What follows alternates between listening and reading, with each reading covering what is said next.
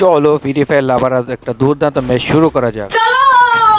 খেলার শুরুতেই ক্যাপটাউনে ল্যান্ডিং করি। তো তোমরা যারা ডায়মন্ড টপ আপ করতে চাও স্ক্রিনে দেওয়া নাম্বার যোগাযোগ করতে পারো। 100% নিরাপদে তোমরা ডায়মন্ড টপ আপ করতে পারবে। তো এখানে যাওয়ার পর একটা এনিমি একটা লার্কির সাথে দেখা যায়, আন্টির সাথে। তো আন্টি পলাতে ছিল, অনেক ড্যামেজ দিলাম, তারপরে আন্টিরে দিয়ে দিলাম আকাশে। মুরাদ বিডি গেমিং এর নাম বলে আকর্ষণীয় একটা ছাড় পাবা। তো আকাশ 4 নাম্বার এবং আমি ছিলাম একটি স্কোয়াডের, আর দুইটা ছিল দুই স্কোয়াডে। তো এখানে আকাশের উপরে রাশ করে দুইটা এনিমি। ও আমরা বলতেছে ভাই জলদি আসো, তো আমি আইসা উড়া ধরা দিলাম। তো আর একটা বাকি ছিল, এটারও দিলাম ইঙ্কি পিঙ্কি পঙ্কি কইরা। যাই হোক এখন ক্লিয়ার করতে হবে, আর আকাশের ক্যারেক্টার ছাইরা দিয়ে রিভাইভটা কইরা দিলাম।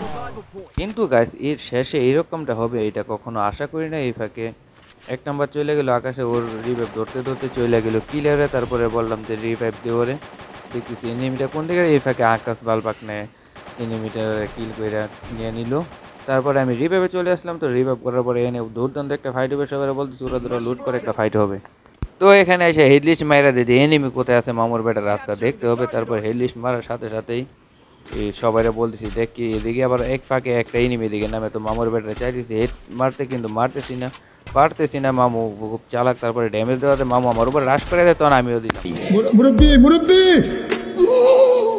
তো ভাইরাল হুজুরের কথা সে মানে নাই, তারপর দিয়ে দিলাম আকাশে।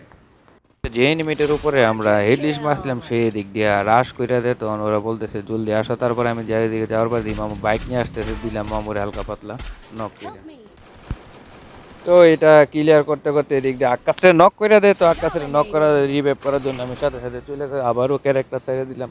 তো আকাশে বললাম যে রিভাইভ হবে, এটা জলদি রিভাইভ হোক। তারপরে রিভাইভ হওয়ার পরে এদিক দিয়ে রাশ করতেছিল, এদিক দিয়ে আবার 1 নাম্বার নিয়ে নিল কিলটা। তারপরে আর কিল পাইলাম না। যে এখানে চলে আসার পরে অবশ্যই আর টোকেন নাই, ফ্রি রিভাইভ ধরতে পারবো না। অনেকবার রিভাইভ বেশি খেলার মাঝখানে ওদেরকে তখন বললাম এখন খেলা দেখ, টপ 10 হয়ে গেছে, আমি খেলি তারা খেলা দেখ। তো আমার অলরেডি 5 নাম্বার কিলো ওকে হয়ে গেলো। তো জুন টান দিতেছে, তো আমি বললাম যে গাড়িটা দৌড়ে একটা টান দিই। তো মাঝখানে যাওয়ার পর দেখলাম এক মামু, তখন আর জুন কইরা পাই নাই। তারপরে চলে গেলাম এদিকে। তখন মামু কি চালাক বেটা হইতে গেছে গা আমারে দেখে, তোর হতি বাদ হেডশট মাইরা দিলাম মুরা ধরা। তারপরে ওই পার্ট দিয়ে আরেক মামু আমার উপরে হামলা করে দেয়, তখন আমার ক্যারেক্টারটা সাইডে মামারে ক্লিয়ার করে দিলাম।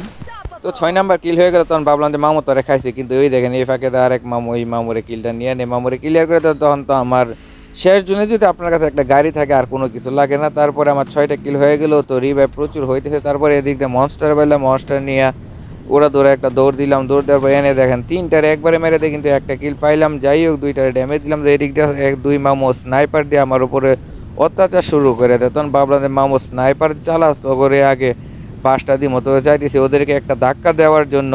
তারপরে কাছাকাছি যাওয়ার পরে একটা ধাক্কা ঠিকই দিই। তারপরে এই মামুটা স্নাইপার চালাচ্ছিল, ওরে দিয়ে একটা ধাক্কা, তারপর জুনের বাইরে চলে যায়। আমিও ওরে নিয়ে তো ভাবছিলাম যে ধাক্কা দেবো, কিন্তু এর সাথে সাথে মামু ক্লিয়ার হয়ে যায়।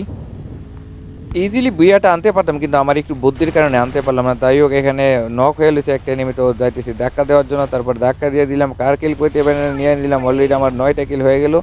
তারপরে দেখেন এই দিকে আমি একটা বোকামি কাজ করি। তো আমি গাড়ি থেকে নাইমা যাই, নামার পরে ওর কাছে ডাবল ভিক্টর আমার উপরে হামলা করে দেয়। এটা কোনো কথা, ভাবছিলাম বুইয়া আসবে কিন্তু আনতে পারলাম না, খুবই দুঃখের বিষয়।